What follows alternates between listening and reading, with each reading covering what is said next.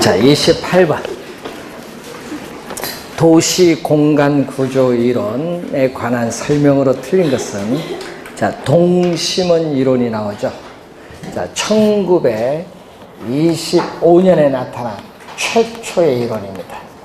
자, 이 버제스의 동심원 이론인데, 이 버제스는 이 1826년에 나타난 이 튀넨의 고립국 이론에서 6가지 형태, 튀넨은요, 시장에서 멀어질수록 경작되는 작물을 6가지로 보거든요. 그래서 6가지 형태의 동심원 지대 모형을 주장을 해요. 튀넨은. 이 동심원 지대 모형은요, 이 농업용 토지거든요. 이것을 어디에 적용했다?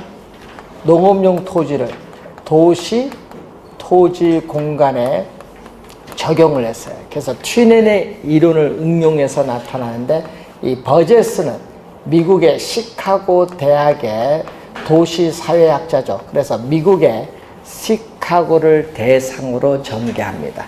그래서 도시 핵심은 하나예요. 여러분, 도시 핵심은 하나인 중심 업무지구입니다.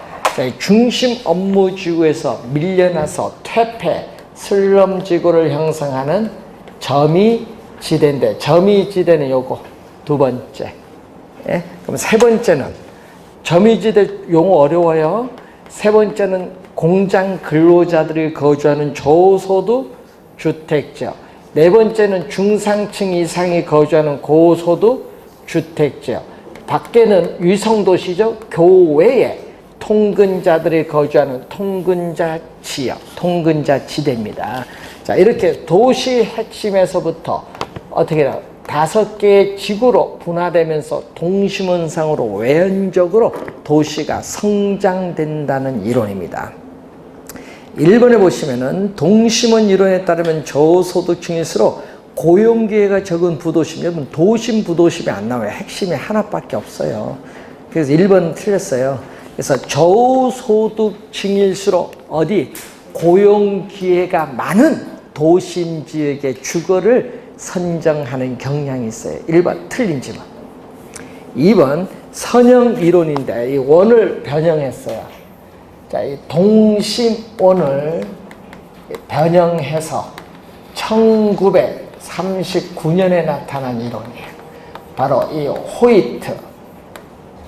호이트의 선형 이론 또는 이것을 축 이론이라고 해요. 자, 그래서 이 고소득층에 주거지는 주요 교통노선이 포인트, 동그라미. 하여튼 호이트는 교통이 나와야 돼요.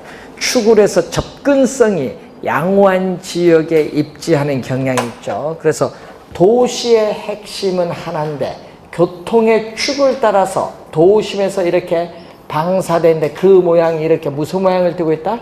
부채꼴 모양을 띠고 있다. 그래서 항상 뭐를 따라서?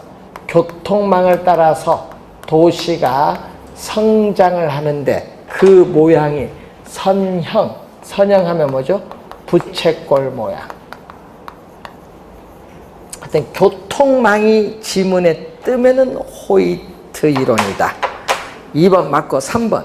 동심원 이론에 의하면 요 점이지대는 고소득 주거지보다 도심에 더 가깝게 위치한다. 이것도 한 3번 출제했었죠. 맞는 지문. 다 핵심 이론인데 동심원 이론과 선형 이론의 장점을 수용한 이론으로서 이 해리스와 울만의 연구죠. 자, 울만의 연구에서 나타나는 핵심이 요 2개는 핵심이 하나인데 요 핵심이 요거 하나지만은 여기는 핵심이 여러 개. 도심의 기능이 전문화되어 분화되면서 도심, 부도심이 나타나게 핵심이 여러 개 생긴다.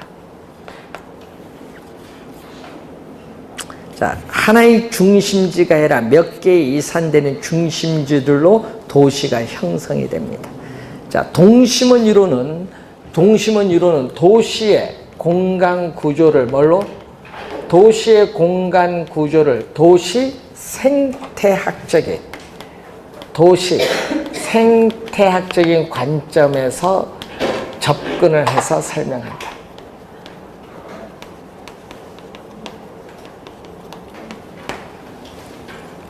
생태학적인 관점. 자, 29번.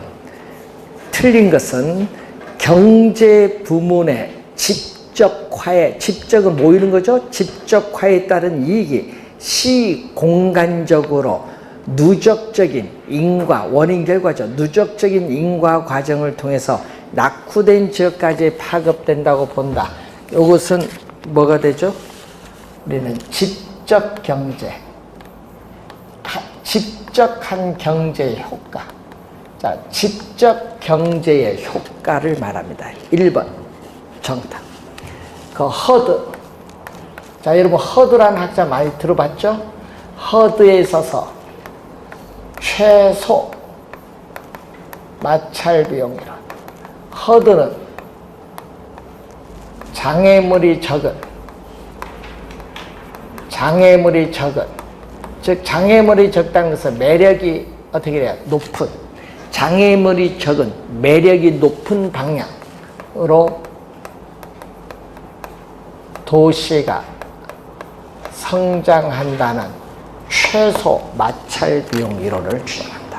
호이트의 선형 이론과 거의 일맥상통한 비슷한 이론인데, 하여튼 장애물이 적은 방향, 매력이 많은 큰 방향으로 도시가 성장 확대된다. 2번 알론소의 입찰 지뢰 곡선이죠. 자, 알론소는 어떻게 돼요? 자, 올리엄 알론소의 입찰 지뢰선도 올해 출제 또 1순위 중에 하나의 용어가 입찰 지뢰 곡선이에요. 자, 도심이 주어졌어요. 지대. 자, A 산업의 지대 지불곡선, B 산업의 지대 지불곡선, C 산업의 지대 지불곡선이 주어졌죠. 각 산업의 지대 지불곡선이 입찰 경쟁이 벌어지면 도심에서 거리가 멀어질수록 가장 높은 지대를 지불할 용의가 있는 이 지대 곡선을 연결한 이 빨간 곡선을 우리는 입찰 지대 곡선. 가장 높은 이 포인트예요. 가장 높은 밑줄. 그래서 어떻게 돼요? 도심에서 멀어질수록 상업용, 주거용, 공업용 순으로 토지용이 나타납니다. 그래서 입찰지대는 단위 면적 토지에 대해서 토지 이용자가 기꺼이 지불할 용의가 있는 가장 높은 최대의 금액을 말하기 때문에 초과 이유는 0이 되는 수준의 지대를 입찰지대고, 도심에 가까울수록 입찰지대 곡선의 기울기는 급하고 도심에서 멀어질수록 입찰지대 곡선의 기울기는 어떻게 돼? 완만한데 입찰지대 곡선은 우하향을 한다는 것을 염두에 두시면 되겠습니다. 하여튼 개념 원래 중요합니다. 해리스 울만의 다핵심 이론인데, 다핵심을 성립, 발생시키는 이유 4가지가 있죠. 특정 위치에는 특수한 시설이 요구되면서, 또 지대, 지불, 능력의 차이에 따라서 같은 유사한 활동, 동종의 활동이죠. 유사한 활동 모여야 돼. 모여서 이익을 추구한다. 모이는 걸 뭐라고 하죠? 한 장소에 모이는 걸 집적 지향성을 추구해야 된다. 집적. 그래서 3번에 어떻게 돼요? 집적화하려는 특성. 유사한 활동은 그렇고 서로 다른 활동, 서로 이질적인 활동은 같은 지역 내에 입지하기는 어렵다. 입지적인 비양립성, 양립하기가 어렵다 얘기죠. 또 두 지문이 좀 자주 나오는데 지금 3번 디귿 지문이죠. 3번은 버제스의 동심원 이론은 뭐죠? 생태학적인데, 여러분 도시의 핵심에서 거주지가 분화되면서 점이질에 들어가는 걸 뭐죠? 침입. 그러니까 뭐가? 거주지, 도시의 핵심에서부터 거주지가 분화되면서 도시 공간 구조 형성이 어떻게 나타난다? 공간구조 현상이 침입. 그럼 기존 지역과 뭐 해야 돼? 경쟁. 다른 지역과 변하는 거죠. 다른 지역은 침입, 경쟁, 천위 등의 과정으로 설명하는 게 누구 이론? 버제스. 여기에 4번 설명. 5번 호이트의 선형 이론은 도시 공간의 성장 및 분화가 주요 교통노선을 따라 확대되면서 나타난다고 봅니다. 맞는 질문이고요. 자, 30번 옳은 건데 고전학파는 지대를 기해병 밑줄. 기해병 여기에 틀린 질문이죠. 자,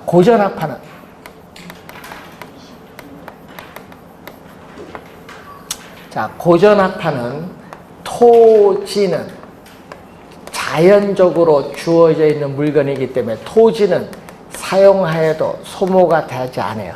인간의 인공적인 힘이 가미되지 않은 자연적으로 주어져 있는 물건이고, 자본은 인간의 인공적인 힘이 가미된, 예를 들어서 기계 등의 자본은 사용에 따라 어떻게 돼요? 소모가 돼요. 그래서 고전학파는 이 토지 자본을 구별합니다. 구별하고 토지, 자본, 노동을 투입을 해서 발생한 총 수익에서 뭐를 뺀다? 총 수익에서 자본에 대한 대가, 노동에 대한 대가를 지불해요. 총 수익에서 자본에 대한 대가, 노동에 대한 대가를 지불하고 남는 잉여, 나머지 이 잉여를 우리는 위치가 고정된 토지에 지불해요. 그래서 토지에 지불하는 여기에 바로 뭐죠? 토지를 이용한 대가가 지대인데, 그래서 지대는 잉여의 성격, 기회비용 성격이 아니라 잉여야. 근데 문제는 자연적으로 주어져 있는 물건 토지에 주는 거죠. 인간의 노력에 의해서 주는 게 아니죠. 그래서 불로 인간의 노력에 의하지 않고 얻는 소득이란 의미에서 뭘로? 지대를 불로 소득으로 간주를 한다. 기회비용 성격이 아니라 잉여의 성격. 문제 보고 어디 틀렸는지 못 찾으면 안 됩니다. 2번 리카도는 위치의 차이. 자, 고전학파의 대표적인 학자가 누구? 자, 고전학파의 대표적인 학자가 리카도. 자, 데이비드 리카도의 차의 지대서인데, 리카도는 토지에 있어서의 비옥도의 차이. 이 비옥도의 차이가 바로 작년 시험은 이걸로 출제했어요. 질적 차이. 질적인 농업용 토지의 질적인 차이는 비옥도의 차이에 따라서 단위 면적당 농업용 토지에서의 생산량이 차이가 있어서 수확량이 차이가 있거든요. 단위 면적당 수확량, 이 생산성의 차이가 결국 뭐를 가져온다? 지대의 차이를 가져온다. 자, 2번 질문의 위치가 아니라 뭐의 차이? 비옥도의 차이. 리카도는 위치 문제를 경시했습니다. 위치 차이가 아닙니다. 3번 마르크스의 절대지대설은 어떻게 돼요? 우리는 한 개지. 자, 마르크스. 자, 칼 막스의 절대지대설인데, 마르크스는 이 자본주의 사회에서 토지는 뭐가 됐다? 국공유화된 것이 아니라 사유화가 되어 있다. 그렇기 때문에 토지 소유 자체가 지대를 발생시키는 원인이다. 자, 지대를 발생시키는 원인은 토지 소유, 사유화되기 때문에 토지 소유 자체다. 그래서 이 토지 소유 자체가 지대를 발생시키기 때문에 아무리 한 개지 범위 밖에 있는 토지랄지라도 토지 소유자가 지대를 달라 하면 지불해야 돼요. 그래서 한 개지에서도 지대가 뭐한다? 발생한다. 3번 틀린 지문이 되겠죠. 4번 마샬. 자, 신고전학파의 대표적인 학자입니다. 자, 고전학파의 대표적인 학자가 알프레드 마샬인데, 마샬 나오면 작년에도 출제인데 뭐가 나온다? 준지대. 준지대. 여러분, 지대, 준은 뭐예요? 우리 준부동산도 배웠잖아요. 지대에 준하는 거 아니에요. 그러니까 여러분, 고전학파의 지대의 개념을 더욱 확대를 했다 얘기예요. 확대. 그래서 준지대는 우리는 단기에 성립해. 단기. 토지는 위치가 고정되어 이동할 수 없거든요. 그래서 토지 이외에 뭐죠? 고정된 거. 토지 이외에 고정된 생산 요소인 뭐죠? 개라든지 기구 등 고정된 생산 요소에 대한 대가가 바로 뭐다?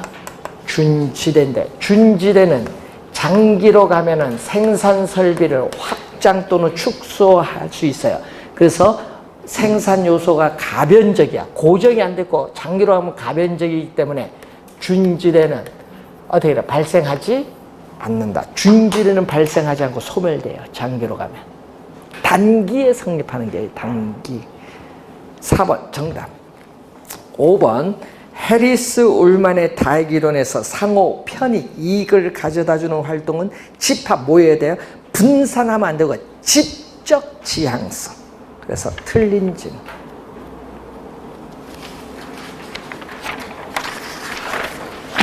자, 31번. 지대 이론에 대한 설명으로 틀린 것은 리카도는 비옥도의 차이, 밑줄. 비옥도의 차이에 따라 지대가 발생한다는 차액지대설을 주장했고, 자, 마르크스는 토지 소유자는 단지 토지를 소유한다는 그 자체로 인해서 지대가 발생한다는 절대지대설을 주장합니다. 자, 리카도의 차액지대설은, 리카도는 뭐죠? 자, 리카도는 토지의 비옥도가 낮은 토지를 열등지인데, 열등지 중에 열등지를 뭐라고 한다? 최열등지를 우리는 한계지라고 해요. 그러면 최열등지가 한계지인데, 이 최열등지는 이 농업용 토지 중에서 이 경작되고 있는, 여러분 경작 재배되고 있는 농업용 토지 중에서 생산성이 뭐다? 가장 낮은 토지야. 토지의 생산성이 가장 낮은 토지가 바로 뭐다? 최열등지인 한계지. 그래서 이 한계지에서는 시장에서 거래되는 생산물 가격과 생산비가 일치해요. 자, 니카도는 지대를 뭘로 보냐? 니카도는 지대는 시장에서 거래되는 생산물 가격에서 생산비를 뺀 것을 니카도는 지대로 봐요. 그런데 한계지에서 뭐죠? 생산물 가격과 생산비가 같으니까 지대는 뭐야? 여기 같으니까 제로지. 그래서 니카도는 최열등지인 한계지에서는 지대가 발생하지 않는다 주장하고, 마르크스는 한계지에서 지대가 발생합니다. 3번 정답. 4번 튀넨이 나오죠. 자, 튀넨. 네, 입지 교차 지대에서인데, 튀넨은 누구 이론에서? 니카도는 아까 위치 문제를 경시했어요. 니카도는 위치 문제를 경시했는데 여기에 뭐를? 위치를 첨가시키는 거예요. 그래서 어떻게 돼? 지대는 토지의 비옥도만이 아닌 위치에 따라 지대의 차이가 발생한다는 위치, 지대의 개념을 통해서 현대적 입지 이론의 기초를 제공한 학자가 튀넨이야. 그래서 튀넨의 이론을 위치, 지대설이라고도 해요. 여기에 4번 설명. 자, 그런데 튀넨은 거리, 중심지, 이 시장, 농업용 토지죠. 여기에 지대인데, 이때 여기에 지대, 지불곡선. 지대의 지불곡선은 우하향하는 선형입니다. 자, 요 점이 지대가 제로인 상태인 거리를 한계지라고 해요. 그래서 요 안에만 이용을 할 수 있어요. 넘어가면 지대는 마이너스니까 이용 안 합니다. 자, 이때 이 중심지에서 거리가 멀어질수록 지대는 뭐다? 하락한다. 하락의 동그라미. 반대로 중심지에서 거리가 멀을수록 수송비는 증가죠. 자, 이 한계지 안에서 농업용 토지가 시장에 가까이 가면 갈수록 전략되는 뭐가? 수송비가 뭘로 지불해야 된다? 지대로 지불해야 된다고 주장한 학자가 튀넨이야. 그래서 수송비의 중요성을 강조하고, 그래서 튀넨은 니카도 달라요. 튀넨은 지대를 시장에서 거래되는 생산물 가격에서 뭐를 뺀다? 생산비를 빼고, 또 농업용 토지에서 생산된 생산물이 시장까지 운송하는 데 드는 수송비를 빼야 지대가 된다. 위에는 니카도는 수송비를 고려하지 않지만 여기 수송비가 들어간다는 거 차이가 있습니다. 자, 헤이그, 자, 튀넨의 이론을 도시, 토지에 적용시켜서 튀넨의 이론을 일반화한 헤이그의 마찰 비용이론. 자, 시장에 도달할 수 있고 이 교통비를 절약할 수 있는 경우에 토지 소유자가 이용자에게 부과하는 금액이 뭐다? 지대화 된다고 주장한 학자가 헤이그인데, 이때 헤이그는 마찰 비용으로서 지대와 뭘로? 교통비를 지불하죠. 지대와 교통비의 합이 마찰 비용이다. 이게 5번선. 자, 또 튀넨의 이론을 도시, 토지 공간에 적용시켜서 확장 발전시킨 이론 윌리엄 알론소의 또 뭐죠? 입찰 지배에서.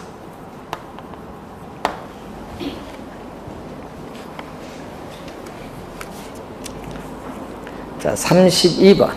부동산 시장에 대한 정부의 공적 개입의 필요성인데, 자, 시험 문제 매년 출제하는 게 있죠. 정부에 있어서의 시장 개입의 근거가 뭐냐, 이유가 뭐냐, 요거 시험 문제 매년 출제를 하는 중요한 또 내용이죠. 뭐 근거, 이유 중에 대표적인 게 뭐죠? 어떤 요인에서 시장에서 자원이 비효율적으로 배분이 이루어지는 상태, 이 시장의 심폐를 우리 수정 보완하기 위해서 정부는 시장에 개입을 하는 거죠. 자, 정부가 틀린 건데, 정부가 부동산 시장에 개입을 하는 논리에는 부의 외부 효과를 방지해서 자원의 비효율적 배분을 감소시키거나 이 공공재를 공급을 하는 것 등이 있습니다. 정부는 사회적 후생을 증진시키기 위해서 시장에 보조금을 지급을 하기 위해서 개입을 하기도 합니다. 세 번째, 토지 이용에 수반되는 부의 동그라미, 플러스가 아니죠. 마이너스, 부의 외부 효과를 제거 감소시키기 위해서 지역지구제가 필요하죠. 여러분, 지역지구제를 실시하는 목적이 나와 있습니다. 4번, 부동산 시장은 정보의 비대칭성. 여러분, 정보의 비대칭성은 뭐죠? 우리는 시장에 참여하는 사람들에 있어서의 정보의 양에 있어서 차이가 있어. 정보를 많이 가진 사람, 적게 사람, 차이가 있어서 발생하는 게 정보의 비대칭성으로 인해서 자원이 비효율적으로 배분이 이루어지기 때문에 정부의 개입이 필요해요. 공원 등과 같은 공공재인 경우에는 과하다. 5번이 정답인데, 자, 시장 실패의 원인 중에 여러 가지 원인이 많겠죠. 자, 그 중에서 우리는 뭐가 있다? 외부 효과가 존재하는 경우도 있고, 또 하나가 공공재가 존재하는 경우, 아까처럼 또 정보의 비대칭성으로 인한 도덕적 해이와 역성택이 나타나는 경우인데, 자, 공공재거든요. 자, 이 공공재는 민간의 시장 기구에 맡겨두면요, 여러분들은 어떻게 돼요? 공공재를 생산하는데 가격을, 어떻게 비용을 지불하고 가격을 내야 돼요. 그런데 여러분은 그러니까 공공재를 필요함에도 불구하고 밖으로 수요, 선호를 표시하지 않기 때문에 사회적으로 필요한 양만큼 생산이 불가능해요. 그러다 보니까 뭐다? 과소 생산 공급이 돼. 과다가 아니라 과소. 과다가 아니라 과소. 5번 정답. 과소 생산되기 때문에 적정한 양의 공공재를 공급하기 위해서 정부는 시장에 개입을 할 수밖에 없습니다. 자, 33번 틀린 것 시장 개입입니다. 시장의 실패를 보완하고 자원 배분의 효율성을 높이기 위해서 개입을 할 수 있고 소득 재분배, 주거복지 증진, 경제 안정화, 경제 성장 등을 위해서 개입을 할 수 있어요. 자, 부의 외부 효과가 발생하는 경우에는 공해세와 같은 세금을 부과하거나 이 지역지구와 같은 토지 이용 규제를 통해서 자원 배분의 비효율성을 감소시킬 수 있습니다. 자, 공공재는 시장 기구에 맡겨둘 경우에는 공공재의 중요한 특성이 있죠. 자, 공공재의 중요한 특성 두 가지인데, 자, 여러분이 소비에 있어서 경합이 일어나지 않아요. 비경합.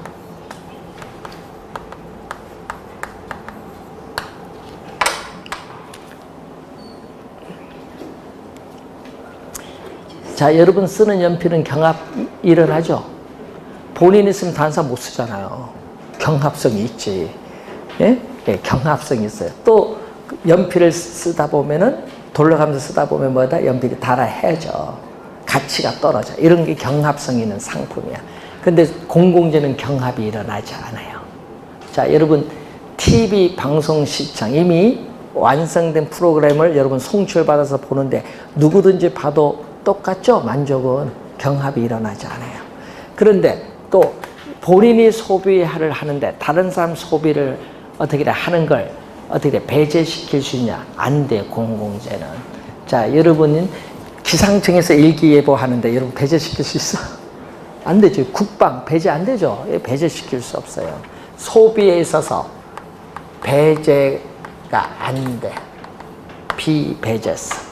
요 두 가지 상품을 갖다 보니까 가격을 지불하지 않고 공짜로 이용하고자 하는 뭐가 발생한다? 무임승차자 문제가 발생합니다. 자, 4번 보시면은 경합성 배제성으로 무임승차 형상이 발생돼. 경합성 배제성이 아니라 비경합성 비배제성. 4번 정답. 5번 저소득층의 주택 소요요에 대응하기 위해서 주택법 제5조에 나오는 인간다운 삶을 영위하기 위해서 최소한의 질적 수준을 갖춘 주택을 공급하기 위해서 최저 주거 기준을 설정하여 운영하고 있습니다. 주택법 제5조에 있습니다.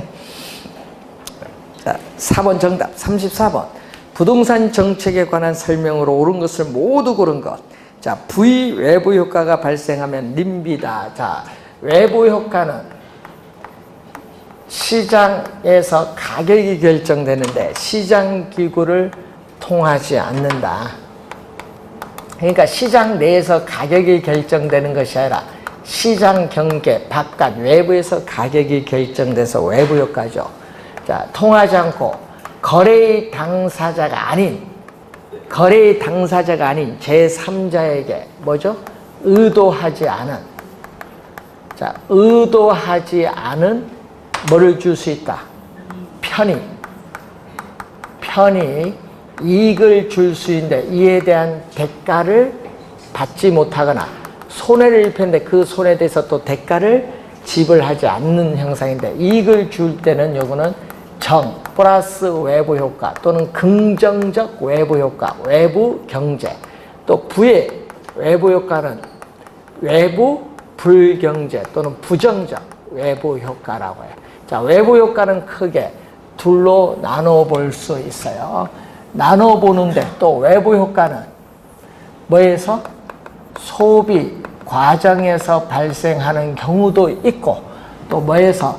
생산 과정에서 발생하는 경우 두 가지 경우로 나눠볼 수 있다.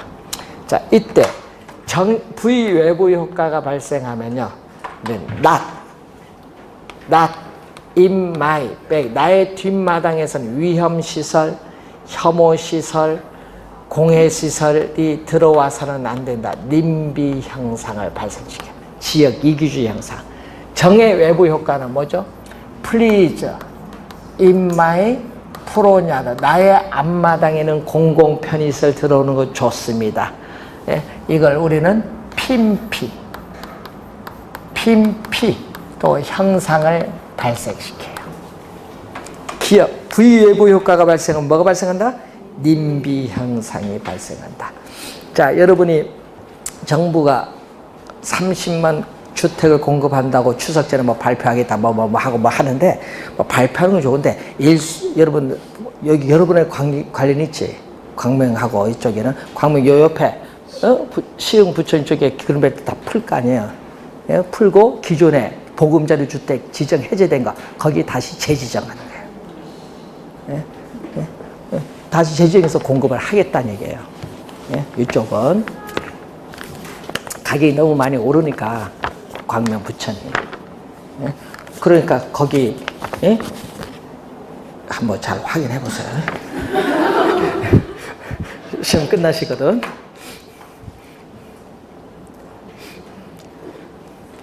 예, 그런 걸 잘 알아야 여러분 예, 돈을 버는 거예요. 직장 30년 생활하는 거 버는 거예요. 예? 푼대요. 여기 시장님이 예? 위에서 오더 봐서 푼대요. 그러니까. 자, 이게 잘 알아뒀다가 시험 끝나고 확인 잘 하세요. 두 군데 푼다고 합니다. 정부의 시장 개입은 사회적 후생의 손실, 예를 들면 세금 부과하면 후생의 손실을 가져올 수 있어요. 맞는지면 주택에 대한 금융지원, 이것도 모르면 또 안 돼. 간접에 또 시험에 또 매년 나와요. 자, 정부의 시장 개입의 방법, 요거 시험에 또 매년 출제를 해요. 방법 두 가지 있잖아요. 정부가 뭐가 있어요? 부동산 시장에 직접 개입을 하는 게 있잖아요. 자, 정부가 부동산 시장에 직접 개입을 해서 수요자와 공급자의 역할을 적극적으로 수행하는 게 있어요. 대표적으로 뭐가 있죠?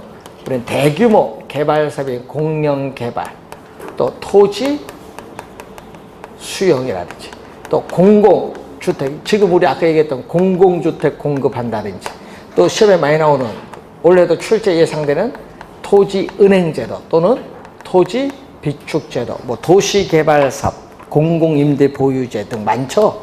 그리고 또 간접이 있죠. 시장기구의 골격 틀을 유지하면서 시장 기능을 통해서 소기의 정책적 효과를 달성하는 간접 개입, 지금 정부가 하는 게 이거죠. 세금 부과를 한다든지 보조금 지급한다든지 개발 부담금을 또 뭐 한다?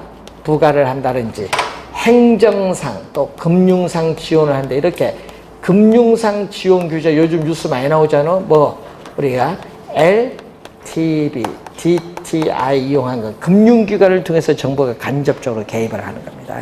간접입니다. 맞는지 뭐.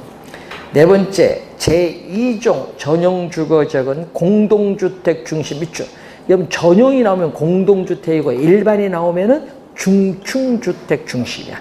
공동주택 중심의 양호한 주거 환경을 보호하기 위해 필요한 지역을 우리는 뭐라고 한다? 우리는 제2종 전용주거지역. 4개 담았습니다. 5번 정답. 35번 문제로 갑니다. 외부 효과에 관한 설명으로 틀린 건, 외부 효과는 한 사람의 행위가 제3자의 경제적 후생에 영향을 미치고, 여기까지 잘 맞았죠? 그에 대해 지급된 보상을 제3자가 인지하지 못하는 현상. 뒤에 같아요. 인지하지 못하는 현상 틀렸어요. 어떻게 돼요? 여러분, 보상을 안 줬지. 대가를 지불하지도 않고 받지도 않아요.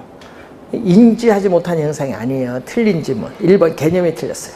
정의 외부 효과는 핀피 현상을 초래할 수 있고, 부의 외부 효과를 완화시켜주기 위한 제로서 배출권, 탄소 배출권이거든요. 탄소 배출권 거래제로라든지 또 공해세와 같은 세금을 부과한다든지 이런 게 있습니다. 정해 외부 효과를 장려하기 수단으로서 국가는 보조금 지급합니다. 자, 공장이 설립된 인근 지역에는 당해 공장에서 배출되는 폐수 등으로 인해서 뭐가 돼? 부동산 가격이 하락하는 부의 외부 효과가 발생할 수 있다. 어떻게 돼요? 맞는 지문이죠? 자, 여러분이 환경 오염물질을 배출시키는 공장이 들어서는 건 생산의 뭐다? 생산의 부의 외부 효과예요. 그러면 사회적 비용이 사적 비용보다 큰데 이때 사회적 비용은 기업이 제품을 생산하는 데 드는 비용만 들어가는 것이 아니라 환경 오염물질을 배출하기 때문에 오염물질을 한 단위 더 정화하는데 추가적으로 드는 외부 비용이 들어가기 때문에 사회적 비용이 더 커요. 자, 그래서 작년에도 출제했죠. 부의 외부 효과는 사회적 비용을 증가시킨다라는 거. 자, 그러면은 이때 사적인 편익을 나타내는 수요 곡선과 사적인 비용을 나타내는 사적 시장에서의 이게 균형이에요. 사적 시장에서의 균형 생산량인데 문제는 우리는 각 생산량 수준에서 뭐만 외부 비용만큼 더 어떻게 돼요? 비용이 더 많아져요. 이 빨간 선이 사회적 비용, 외부 비용을 고려합니다. 그러면 이 외부 비용을 고려해서 기업이 제품을 생산하면요, 사회적으로 바람직스러운 최적 생산량은 이만큼인데 실제는 균형만큼 생산하기 때문에 이만큼 더 많이 생산해요. 과다 생산해요. 과다 생산하니까 사회적으로 바람직한 양만큼 줄이기 위해서 뭐를 한다? 공해세와 같은 세금을 부과하거나 예? 규제를 강화한다든지 아까 탄소 배출권 거래 제도를 실시한다든지 부담금을 부과한다든지 그 얘기입니다. 그러면 여기는 뭐죠? 편익 갖고 따지는 거예요. 여기도 소비는 편익, 소비함으로써 얻는 이 사회적 편익보다 뭐가 커? 사적 편익. 여기는 요즘 술, 담배 소비하는 게 다 여기거든. 부의외부니까 요즘 층간소음, 요것도 여기야. 층간소음도 뭐 칼부림까지 나타나고 있대, 요즘. 요거 다 여기잖아. 부의외부가. 개인이 소비함으로써 이익보다 남에게 피해를 주잖아요. 층간소음도. 그러니까 여기서 여기가 크지. 자, 이때는 뭐다? 요것도 과다. 하여튼 여기도 과다, 뭐다? 여기는 소비. 반대 여기는 뭘로 간다? 과소로 가면 돼요. 과소, 소비. 부동의 방향은 다 반대로 가면 돼요. 여기는 또 뭐다? 과소, 생산. 이렇게 가시면 돼요.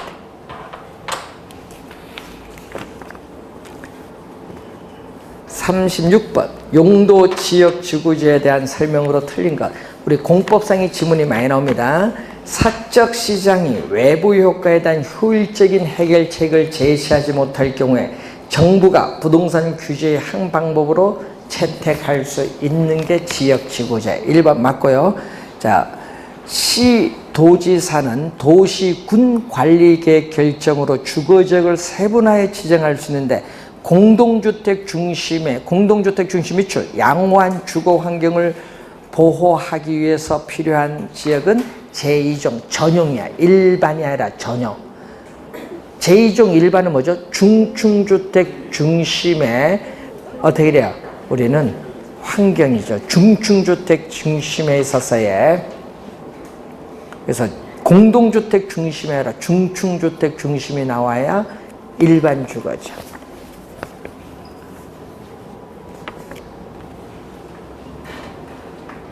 3번 용도지구와 용도구역은 하나의 대지에 지정할 수 있죠. 자, 용도지구는 하나의 대지에 미관지구, 고도지구, 중복 지정할 수 있고요.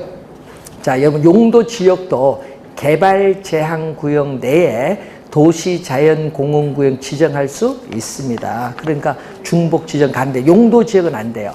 도시지역과 자연환경보전지역 중복 지정이 안 돼. 그래서 용도지역은 작년에도 출제를 또 2년 연속 나왔죠. 용도지역 개념.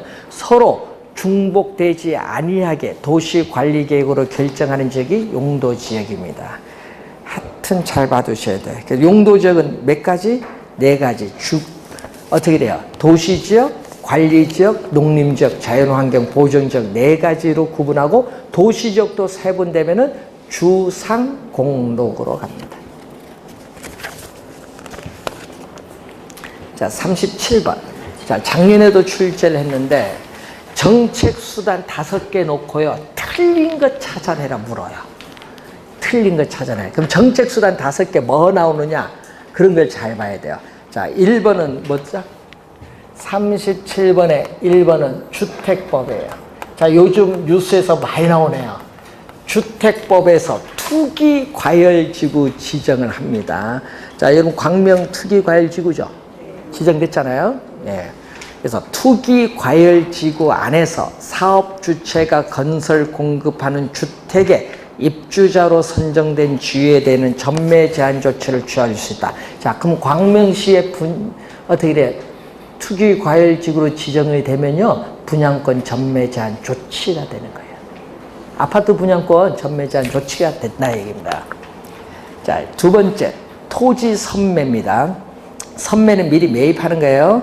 토지거래 허가 구역 내에서 토지거래 계약의 허가 신청이 있을 때 공익 목적을 위하여 사적 거래에 우선하여 국가, 지방자치단체, 한국토지주택공사 등이 그 토지를 매수할 수 있는 제도를 토지선매 개념 맞습니다. 토지정책의 직접의 동그라미, 직접 개입수단의 하나인 토지은행제도는 개인에 의한 무질서하고 무계획적인 개발을 방지하거나 또는 개발 이익의 사회적 환수 효과를 기대할 수 있다. 이건 장점. 자, 2009년 2월 뭐죠? 공공토지의 비축에 관한 법률이 임시 국회에 통과되면서 우리나라도 뭐를?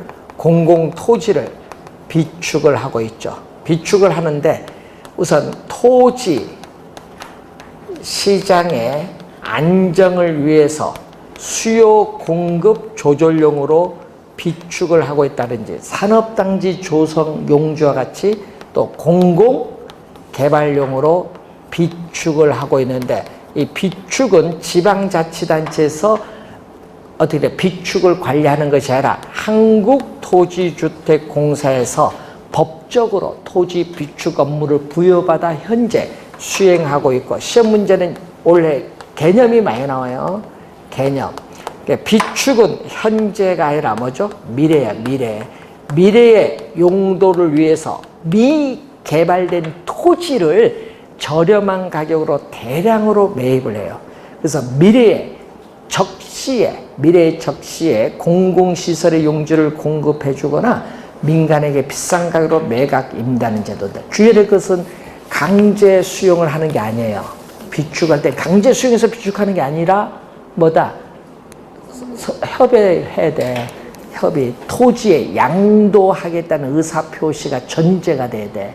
수용은 양도 의사표시가 없지. 양도 의사표시를 전제로 해야 돼요. 비축은. 강제 수용이 아니라는 걸 주의해 두시고. 자, 그리고 정비사업, 여러분, 정비사업 3가지 있죠? 뭐가 있어요? 정비사업 하면은 주거환경 개선사업, 재개발사업, 재건축사업인데 이 주택 재건축 사업에 대해서는 별도로 개발이익을 환수하는 제도가 있다 없다? 네? 있어요? 있긴 있는 것 같네요. 보니까.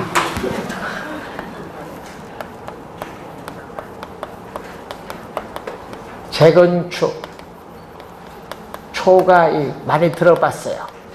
재건축 초과이익 환수에 관한 법률 들어봤죠. 그래서 뭐를 부과한다? 재건축 부담금. 재건축 부담금을 부과함으로써 개발 이익을 환수하고 있어요. 그리고 주택법에서는 여러분 주택법에서는 투기 과열지구고요. 소득세법이라는 게 있거든요. 소득세법에서 여러분 서울특별시가 투기지역도 몇 군데 지정했는데 투기 과열지구보다는 투기지역이 더 규제가 강력한 거예요. 투기지역으로 지정하면요 소득세법이잖아요. 그래서 양도소득세를 실거래가로 부과하는 거예요. 자, 5번 개발권 양도 제도는 개발 사업의 시행으로 이익을 얻은 사업 시행자로부터 불로소득적 증가분의 일정액을 환수하는 제도. 5번은요, 개발이익 환수제도의 개념이에요. 여러분, 5번은 뭐의 개념? 개발이익 환수제도의 개념입니다. 자, 개발권 양도제도는 그게 아니에요. 개발권 양도제도를 우리는 약어로 TDR인데, 우선 시험에 나올 때 주의해야 되는 것은 우리나라에서는 개발권 양도에 관한 법률이 없습니다. 그래서 우리나라는 법적으로 현재 시행되고 있지 않다. 이것도 한 3번 출제했어요.